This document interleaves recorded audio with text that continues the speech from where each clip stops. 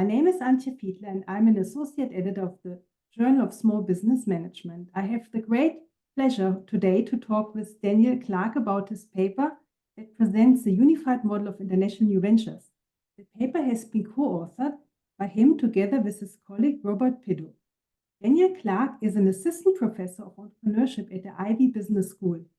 Their paper, titled International New Ventures Beyond Definitional Debates to Advancing the Cornerstone of International Entrepreneurship, has been published online in January this year in the Journal of Small Business Management. Welcome, Daniel. Thank you so much. I'm happy to be here. Daniel, to start with, could you tell me where did you get the idea for the paper from?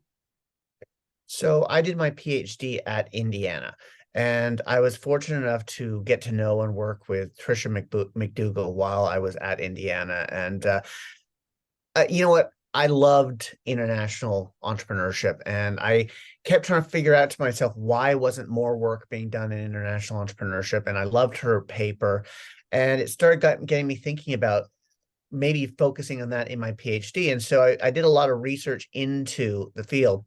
And the thing that struck me is I didn't know what we were talking about when we were talking about different forms of ventures, international new ventures, born globals, et cetera. And I asked my advisor, Dan Lee, about this. She was like, yeah, there's a lot of conceptual confusion here. And then through this period, I got to know Nicole Coviello at Wilfrid Laurier pretty well, who was also very interested in this, and particularly the challenges that we had around the term born globals, which was a very sexy term that people like to put into papers, but without really understanding what it was. And because to be honest, nobody really knew what it was. And I think that's really where this came from, is that there was this discord around what born globals were, what international new ventures were, and where this related theoretically to the field. And so this is where my interest came from. And after being in this business for 10 years and still seeing the exact same problem exist, and that it was really holding papers back, because as a reviewer, you would say, this phenomenon you're interested in, is this the phenomenon you're talking about? And theoretically, does this make any sense whatsoever? And I'm finding myself rejecting or heavily criticizing papers largely around their use of terminology.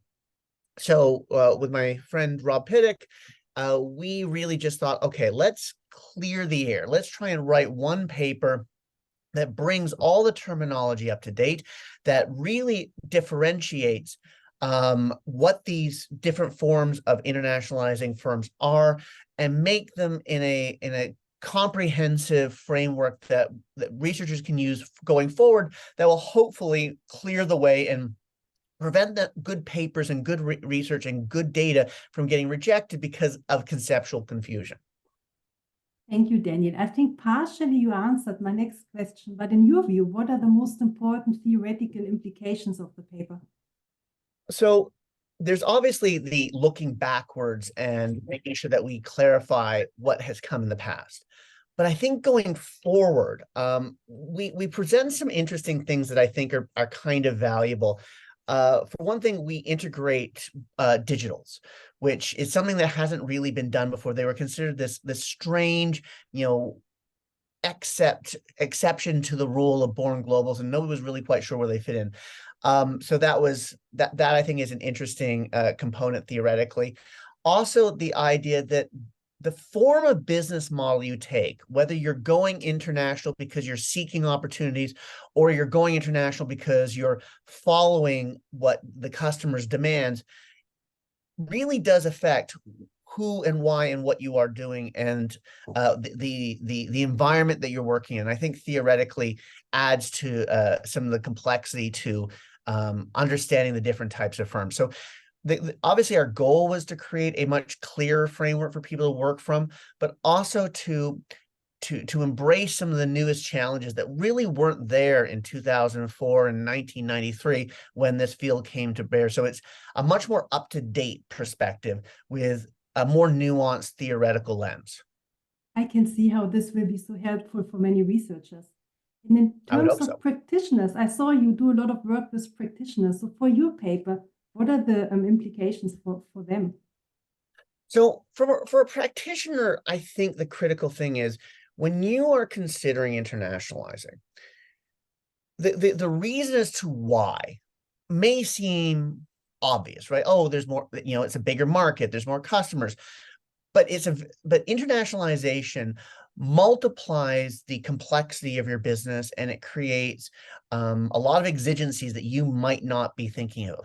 The value of this perspective is it helps lay out those complications, and it helps you make decisions based on what you want to accomplish and why you want to accomplish it, and what perhaps might be the best strategies. While this is very much a theory, research-oriented paper, I think practitioners will benefit far more if they allow themselves to interrogate exactly why they're internationalizing, what they're hoping to accomplish, and maybe make more efficient decisions about where they're going and how they're going there. And I think this framework will help them do that and allow them to say, oh, I'm this type of firm, which is like these other types of firm, and I can follow along in their footsteps and learn from their mistakes and their successes.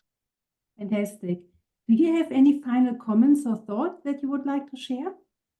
I think the thing that really resonates for me in the process of writing this paper is definitions matter, terms matter. And often we think that this is just intellectual research minutia, but what it does is it creates a common language that everybody can relate to.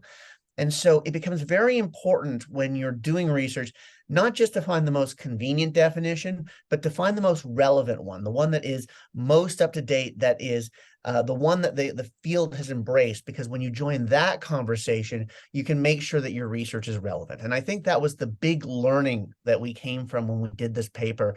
And I think we hope that going forward that this is going to create benefits for all international entrepreneurship scholars. Thank you so much, Daniel, for sharing these really important insights and overview of the paper today.